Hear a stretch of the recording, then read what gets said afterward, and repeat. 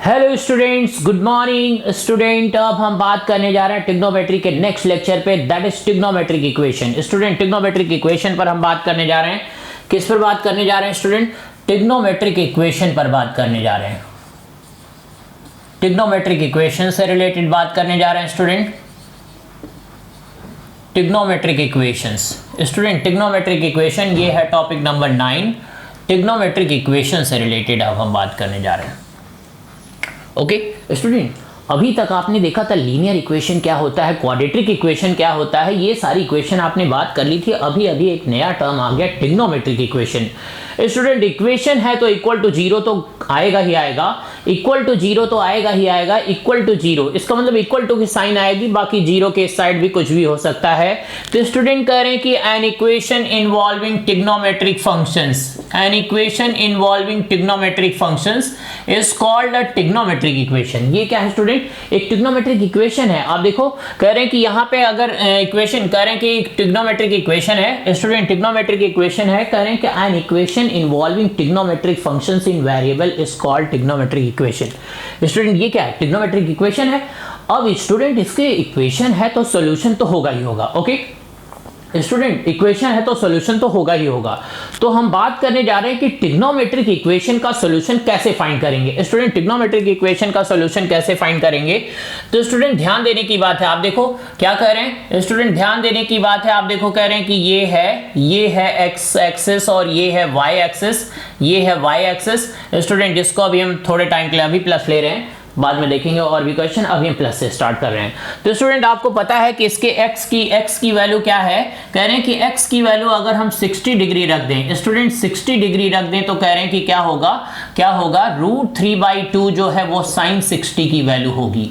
sin 60 degree की value कितनी है स्टूडेंट? √3/2। sin 60 डिग्री की वैल्यू कितनी है? √3/2। ओके स्टूडेंट, और स्टूडेंट ध्यान देने की बात है कि sin की वैल्यू जो है ये पॉजिटिव वैल्यू है। sin की वैल्यू पॉजिटिव है तो इस क्वाड्रेंट में भी स्टूडेंट कह रहे हैं कि sin π-60, पाई माइनस, अगर इसमें से हम माइनस कर दें 60 डिग्री तो स्टूडेंट यहां पर ये वैल्यू कितनी हो गई? ये वैल्यू है 120 डिग्री है। स्टूडेंट, मैं आपको बता दूं कि √3/2 की एक वैल्यू sin 120 डिग्री भी होगी, sin 120 डिग्री भी इसकी एक वैल्यू होगी। ओके स्टूडेंट, ध्यान देने की बात है कि इसकी ये दो वैल्यू कह रहे हैं कि दो सॉल्यूशन होंगे, एक 60 डिग्री हो गया, एक 120 डिग्री हो गया। इससे ज्यादा सॉल्यूशन एक राउंड में पॉसिबल नहीं है।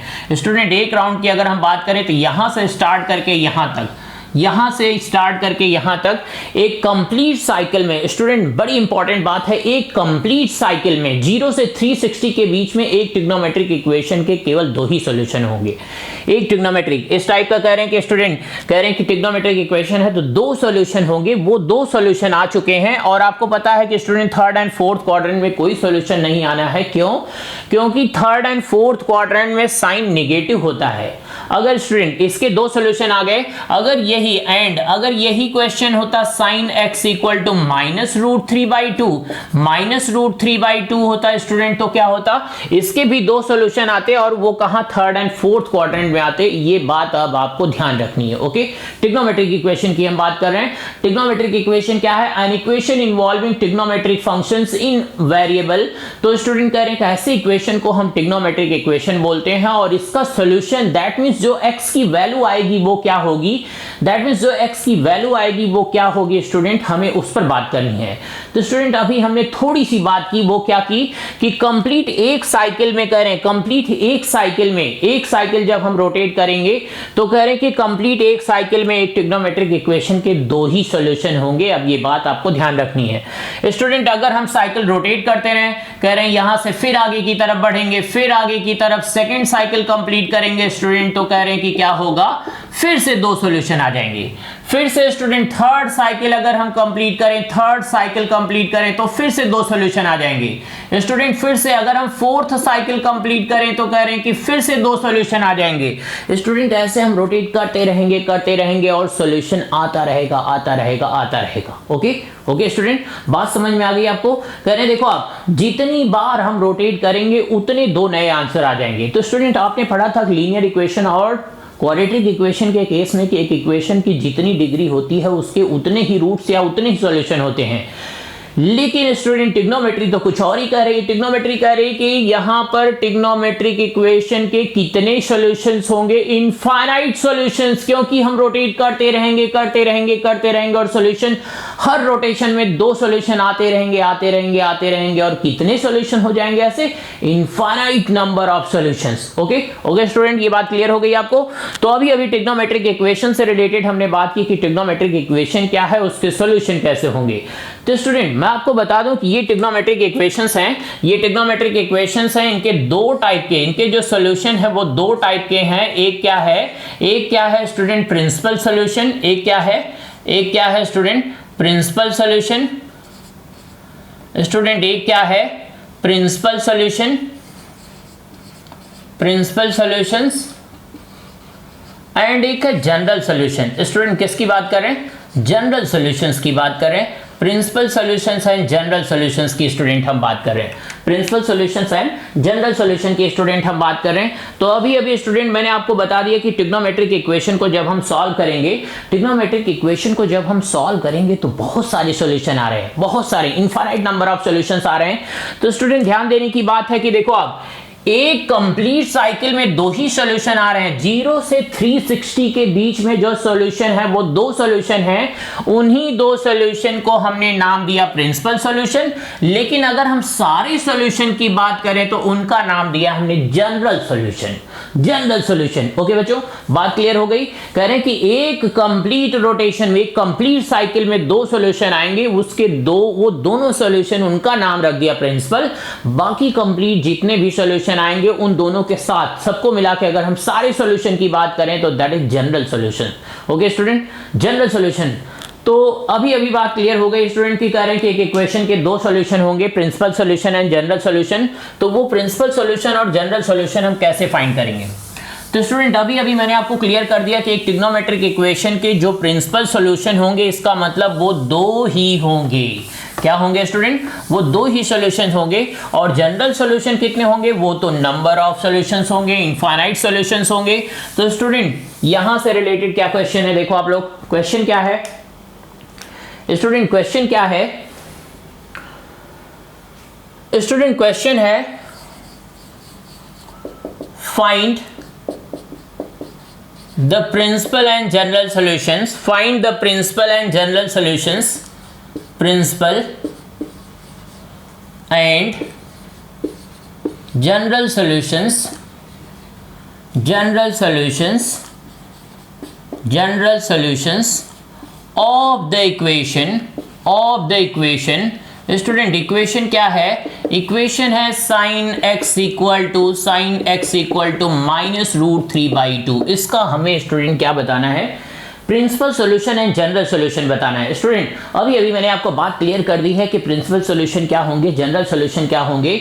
तो कंप्लीट एक राउंड रोटेट करने में जो सॉल्यूशन आएंगे दैट इज प्रिंसिपल सॉल्यूशन। और जैसे ही स्टूडेंट, जैसे ही हम क्या करेंगे, जैसे ही हम करें कि कंप्लीट एक राउंड रोटेट करेंगे तो जो 2 सॉल्यूशन आएंगे दैट इज प्रिंसिपल सॉल्यूशन। और अगर हम सारे सॉल्यूशन की बात करें तो उनको हम जनरलाइज करेंगे, जनरल सॉल्यूशन। तो स्टूडेंट देखो आप क्या करने वाले हैं हम यहाँ पर, इस टाइप का क्वेश्चन होगा स्टूडेंट। ये बेसिक क्वेश्चन मैं आपको बता रहा हूं, केवल अभी क्वेश्चन क्लियर, स्कूल में हालांकि ये क्वेश्चन पूछे जाते हैं स्टूडेंट, तो कैसे करना है देखो आप स्टूडेंट। सबसे पहले हम प्रिंसिपल सॉल्यूशन पर बात करते हैं। किस पर बात करते हैं स्टूडेंट, प्रिंसिपल सॉल्यूशंस पर हम बात करते हैं कि प्रिंसिपल सॉल्यूशंस कैसे फाइंड करेंगे हम, प्रिंसिपल सॉल्यूशंस कैसे फाइंड करेंगे। तो स्टूडेंट देखो आप प्रिंसिपल सॉल्यूशन कैसे फाइंड करना है, प्रिंसिपल सॉल्यूशन कैसे फाइंड करना है स्टूडेंट। यहां पे क्या है, since sin x equal to कितना है -√3/2। तो स्टूडेंट मैं आपको बता दूं, अब आपको ध्यान रखना है, प्रिंसिपल सॉल्यूशन जब भी फाइंड करना होगा, प्रिंसिपल सॉल्यूशन जब भी फाइंड करना होगा स्टूडेंट, तो क्या करना है, आप देखो प्रिंसिपल सॉल्यूशन के लिए बस इतनी बात मेरी आपको ध्यान रखनी है। ये है फर्स्ट क्वाड्रेंट, ये है सेकंड क्वाड्रेंट, और ये है स्टूडेंट थर्ड क्वाड्रेंट, ये है थर्ड क्वाड्रेंट, और ये है फोर्थ क्वाड्रेंट। स्टूडेंट अब मैं जो बात बताने जा रहा हूं वो बात ध्यान रखनी, क्योंकि क्वेश्चन सॉल्व करने के लिए यही बात यूज करनी है। प्रिंसिपल सॉल्यूशन क्या है, जनरल सॉल्यूशन क्या है, वो तो आपको क्लियर हो गया। लेकिन अब हम बात करने जा रहे हैं कि फाइंड कैसे करना है। देखो आप स्टूडेंट यहां से देखकर आपको पता चला, यहां से पता चला कि साइन का जो इक्वेशन है उसमें साइन की जो वैल्यू है नेगेटिव है। साइन की जो वैल्यू है वो क्या है, निगेटिव है।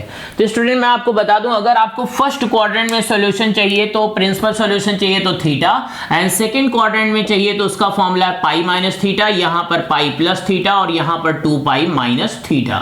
ओके स्टूडेंट, इन 4 फॉर्मूलों को स्टूडेंट ध्यान रखना, आपको प्रिंसिपल सॉल्यूशन फाइंड करने के लिए एक राउंड में अगर 2 सॉल्यूशन जो चाहिए आपको 0 से 360 के बीच में, वो दोनों सॉल्यूशन इसी फॉर्मूले से आएंगे। ओके स्टूडेंट, तो देखो आप स्टूडेंट कह रहे हैं साइन की वैल्यू क्या है, निगेटिव है। साइन निगेटिव तो थर्ड एंड फोर्थ क्वाड्रेंट में होता है, थर्ड एंड फोर्थ क्वाड्रेंट में होता है। इसका मतलब स्टूडेंट एक्स की जो वैल्यू आने वाली है वो पाई plus theta and 2 pi minus theta आने वाली है।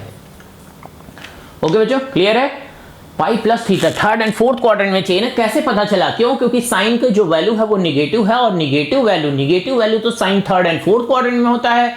तो स्टूडेंट थर्ड एंड फोर्थ का फॉर्मूला क्या है, pi plus theta and 2 pi minus theta. अब थीटा कैसे पता करना है स्टूडेंट? थोड़े टाइम के लिए साइन को आप एलिमिनेट कर दो। कह रहे हैं कि देखो आप यहां कह रहे हैं कि जो थीटा है स्टूडेंट वो फर्स्ट क्वाड्रेंट का एंगल है, इसका मतलब वो ऑलवेज पॉजिटिव होगा। तो पॉजिटिव कंसीडरेशन में अगर हम देखें तो ये साइन की वैल्यू √3/2 कब होती है, 60 डिग्री पर। स्टूडेंट पाई बाई 3, 60 डिग्री को रेडियन में क्या बोलते हैं, पाई बाई 3। तो स्टूडेंट इसका मतलब यहां पे वो थीटा की वैल्यू आपको रख देनी है। ओके प्यारे बच्चों, ये लो आप प्रिंसिपल सॉल्यूशंस आ गए स्टूडेंट। प्रिंसिपल सॉल्यूशंस क्या आ गया, कह रहे हैं कि x equal to 4 pi by 3 and 4 pi by 3 and 3 2 जा 6 में से माइनस करेंगे तो 5 पाई बाई 3। स्टूडेंट ये है, आप देखो ये दोनों ही एंगल कहां पर है स्टूडेंट, 0 to 360 के बीच में है। तो यही हमारा राइट आंसर है, यही right answer. Principal solution find करने का ये कॉन्सेप्ट है स्टूडेंट। प्रिंसिपल सॉल्यूशन फाइंड करने के लिए ये टेबल आपको लर्न रखनी है। कह रहे हैं कि ये क्वाड्रेंट ध्यान रखना है, फर्स्ट क्वाड्रेंट में एंगल थीटा रखेंगे, सेकंड क्वाड्रेंट में pi minus theta, third quadrant में pi plus theta and fourth quadrant में 2 पाई माइनस थीटा। थीटा की वैल्यू हमें पॉजिटिव साइन के साथ देखनी है, वो थीटा उठा करके चाहे जिस क्वाड्रेंट में आंसर चाहिए इस फॉर्मूले में रख दो आप, प्रिंसिपल सॉल्यूशन आ जाएगा। ओके प्यारे बच्चों, ओके क्लियर है? अब हम बात करें जनरल सॉल्यूशन पर। प्रिंसिपल सॉल्यूशन के लिए ये बात है स्टूडेंट, ये आपको माइंड में रखना है, इतनी बात माइंड में रखनी है। अब हम जनरल सॉल्यूशन की बात करेंगे स्टूडेंट। किसकी बात करेंगे अब हम? जनरल सॉल्यूशन की। तो अभी अभी पता चल गया स्टूडेंट, क्या पता चल गया? Principal solutions of sine x equal to -√3/2 are 4 pi by 3 and 5 pi by 3। Student अभी अभी हमें पता चला कि 2 प्रिंसिपल सॉल्यूशन होंगे, वो ये होंगे, ये लो प्रिंसिपल सॉल्यूशन तो आ गया। अब हमें स्टूडेंट फाइंड करना है क्या? अब हमें क्या फाइंड करना है? General solution. स्टूडेंट क्या फाइंड करना है? General solutions of sine x equal to -√3/2। -√3/2 student, -√3/2 इसका हमें क्या फाइंड करना है? क्या फाइंड करना है? जनरल सॉल्यूशन फाइंड करना है। जनरल सॉल्यूशंस क्या होंगे स्टूडेंट? देखो आप जनरल प्रिंसिपल सॉल्यूशन के लिए तो मैंने आपको बात बिल्कुल क्लियर बता दी है, वो बात ध्यान रखनी है। प्रिंसिपल सॉल्यूशन आपको आ जाएगा। प्रिंसिपल सॉल्यूशन के लिए ये वाली बात याद रखनी है। जनरल सॉल्यूशन के लिए स्टूडेंट क्या होगा वो बात देखो आप। जनरल सॉल्यूशन के लिए स्टूडेंट कह रहे हैं कि sine theta equal to sine alpha है, तो कह रहे हैं कि देन जनरल सॉल्यूशन क्या होगा? Theta equal to n pi plus -1 की degree n into alpha, where n belonging to student, where n belonging to integer, n की वैल्यू इंटीजर कुछ भी रख सकते हो आप, n की वैल्यू इंटीजर होगी, ये बात ध्यान रखनी है। ओके प्यारे बच्चों, ओके क्लियर आपको ये बात? तो देखो आप स्टूडेंट क्या होगा, अल्फा क्या है? प्रिंसिपल सॉल्यूशन में वो जो लीस्ट वैल्यू है वो अल्फा होगी। स्टूडेंट इसमें से दोनों में से कोई भी वैल्यू अल्फा के प्लेस पे आप रख दो, आंसर करेक्ट माना जाएगा, लेकिन आपको बुक का आंसर मैच कराने के लिए लीस्ट वैल्यू रखनी है। ओके, तो स्टूडेंट यहां से क्या होगा? Therefore x equal to n pi plus -1 की degree n into alpha. Alpha की वैल्यू ये पुट कर देनी है स्टूडेंट, ये लो आप जनरल सॉल्यूशन आ गया, where n belonging to integer. तो स्टूडेंट इसका मतलब क्या हुआ? जनरल सॉल्यूशन के लिए आपको ये फॉर्मूला ध्यान रखना पड़ेगा। ये तो स्टूडेंट किसका फॉर्मूला है? ये किसका फॉर्मूला है स्टूडेंट? साइन का फॉर्मूला है। यही फॉर्मूला हम कोसेक के केस में भी यूज करेंगे स्टूडेंट। अगर cosec theta equal to cosec theta equal to cosec alpha हो, कोसेक अल्फा हो तो ध्यान रहे उस टाइम भी हम यही फॉर्मूला यूज करेंगे और उस टाइम भी साइन के केस में भी। Okay student, okay. तो स्टूडेंट और भी दो फॉर्मूले मैं आपको बता दूं, कह रहे हैं कि if tan theta equal to tan alpha हो, tan अल्फा हो तो स्टूडेंट उस टाइम क्या होगा, थीटा की value n pi plus alpha where n belonging to integer. Student यही बात हमें कॉट के केस में भी यूज करनी है। If cot theta equal to cot alpha हो तो उस टाइम भी हम यही फॉर्मूला यूज करेंगे। स्टूडेंट tan एंड कॉट दोनों के केस में एक ही फॉर्मूला है। एंड कॉस के केस में क्या है स्टूडेंट, कॉस के केस में क्या है, if cos theta equal to cos alpha, cos theta equal to cos alpha then theta equal to student क्या है 2n pi plus minus alpha where n belonging to integer. And student यही formula हमें sec के case में भी use करना है। If sec theta equal to sec alpha तो स्टूडेंट उस केस में भी हमें यही फॉर्मूला यूज करना है, ओके प्यारे बच्चों। तो ये जनरल सॉल्यूशन के लिए स्टूडेंट ये तीन फॉर्मूले आपको लर्न रखने पड़ेंगे। ये फॉर्मूले डिराइव करके आए हैं तो हमें इतनी टेंशन नहीं लेनी है, आगे हम डेरिवेशन देखेंगे स्टूडेंट, लेकिन अभी हम बेसिक पर बात कर रहे हैं। ओके प्यारे बच्चों। तो स्टूडेंट आज मैंने आपको बता दिया कि ट्रिग्नोमेट्रिक इक्वेशन का प्रिंसिपल सॉल्यूशन और जनरल सॉल्यूशन कैसे फाइंड करेंगे। तो स्टूडेंट प्रिंसिपल सॉल्यूशन के लिए तो बड़ी आसान सी बात है, प्रिंसिपल सॉल्यूशन में हमें ये कॉन्सेप्ट अप्लाई करना है। जनरल सॉल्यूशन के लिए हमें ये तीन फॉर्मूले लर्न करके रखने हैं। इन तीन फॉर्मूलों से ही स्टूडेंट हमारी कहानी चल पड़ेगी। जनरल सॉल्यूशन के लिए ये तीन फॉर्मूले हैं स्टूडेंट, जनरल सॉल्यूशन के लिए ये तीन फॉर्मूले हैं। प्रिंसिपल सॉल्यूशन के लिए बस ये एक बात आपको ध्यान रखनी है, जनरल सॉल्यूशन के लिए ये तीन फॉर्मूले आपको लर्न करने पड़ेंगे। ओके प्यारे बच्चों, बहुत आसान सी बात है। जैसे ट्रिग्नोमेट्रिक इक्वेशन आएगा, प्रिंसिपल सॉल्यूशन के लिए जो कॉन्सेप्ट बताया मैंने वो यूज करना है। जनरल सॉल्यूशन के लिए कुछ नहीं करना, ये थ्री फॉर्मूले लर्न करने हैं। बस अल्फा की वैल्यू, ये जो प्रिंसिपल सॉल्यूशन में जो छोटी वैल्यू होगी वो स्टूडेंट अल्फा के प्लेस पर प्लेस कर देंगे।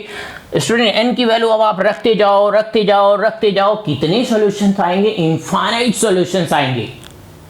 तो अब ये बात ध्यान रखनी है, प्रिंसिपल सॉल्यूशन का मतलब 0 से 360 के बीच में जो सॉल्यूशन होंगे दैट आर प्रिंसिपल। एंड अगर हम सबकी बात करें तो जनरल को स्टूडेंट हम जनरल तरीके से सबको लिख नहीं सकते, तो जनरलाइज कर रहे हैं, जैसे आप क्लास 10 में एपी में जनरल टर्म का फॉर्मूला लिखते थे वैसे। Okay, thank you.